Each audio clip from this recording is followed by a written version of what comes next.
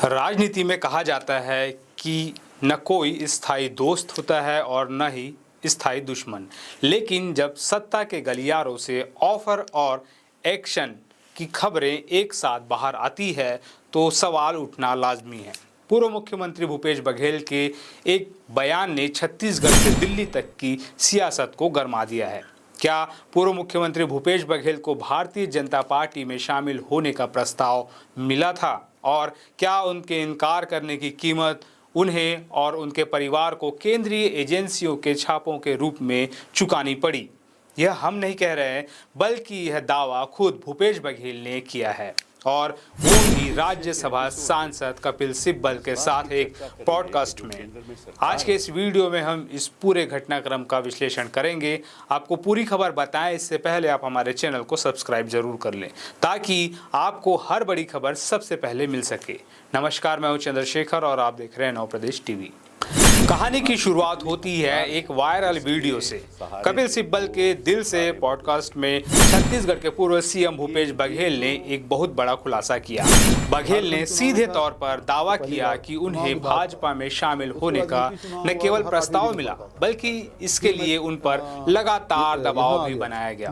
भूपेश बघेल के मुताबिक प्रधानमंत्री नरेंद्र मोदी और गृह मंत्री अमित शाह ने उन्हें कई बार बातचीत के लिए बुलाया। इन मुलाकातों का स्वरूप बहुत ही दिलचस्प बताया गया है।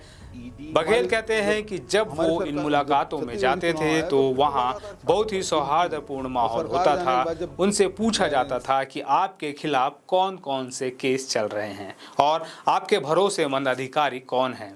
मदद की पेशकश भी की जाती थी, लेकिन असली खेल तब शुरू होता था जब वो मीटिंग से बाहर आते थे। भूपेश का आरोप है कि जैसे ही वो इन बैठकों से बिना किसी राजनीतिक कमिटमेंट या हाँ कहे लौटते थे, ठीक उसके 8 से 10 दिन के भीतर उनके ठिकानों पर छापेमारी शुरू हो जाती थी।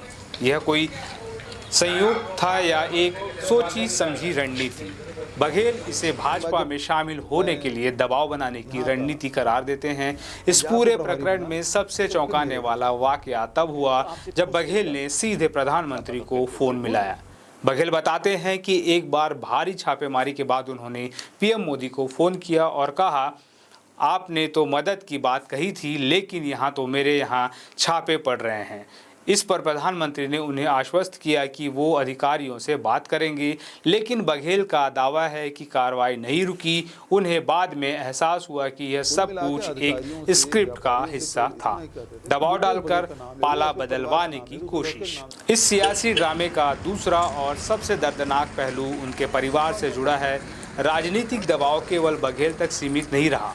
आपको याद दिला दें कि 18 जुलाई 2025 को प्रवर्तन निदेशालय यानी ईडी ने भूपेश बघेल के बेटे चैतन्य बघेल को गिरफ्तार किया था। मामला था शराब घोटाला और मनी लॉन्ड्रिंग का। आरोप लगाया गया कि चैतन्य बघेल ने घोटाले की रकम को रियल एस्टेट में निवेश किया और करोड़ों की हेराफेरी की। एक पिता और एक राजनेता के तौर पर बघेल के लिए यह वक्त बेहद चुनौतीपूर्ण रहा। हालांकि लंबी कानूनी लड़ाई के बाद इस साल यानी 2026 में 2 जनवरी को हाई कोर्ट से चैतन्य को जमानत मिल गई है। लेकिन अब सवाल यह है कि बघेल ने यह खुलासा अब क्यों किया?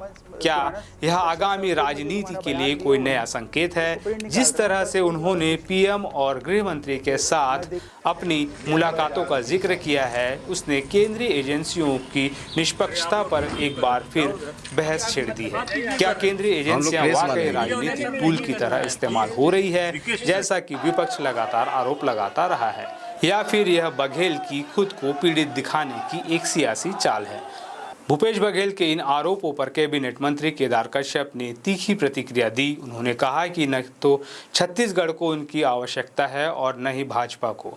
उन्होंने कहा कि इस तरह के बयान केवल सुर्खियों में बने रहने के लिए दिए जाते हैं।